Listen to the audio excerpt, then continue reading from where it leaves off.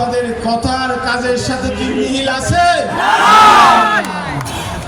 রাজনৈতিক দল বিএনপি, শহীদ রাষ্ট্রপতি জিয়াউর রহমান বলতেন যে কথা নয় কাজ করতে হবে, কাজ বিএনপি কাজে বিশ্বাসী।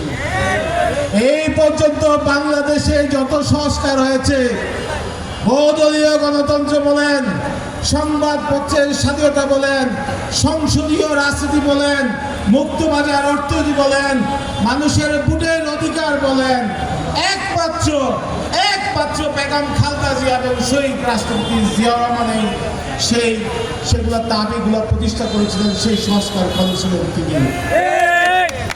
আমরা জাতীয়তাবাদী দলের কর্মীরা আমরা মানুষকে প্রতারিত করি না, আমরা কখনো মিথ্যা কথা বলি না, যেটা পারবো সেটাই বলি।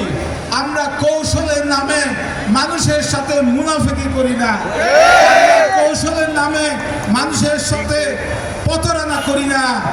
মুখে এক কথা, রাজনৈতিক কর্মসূচি একটা, আবার মাঠে গিয়ে আরেক কথা আমরা বলি না।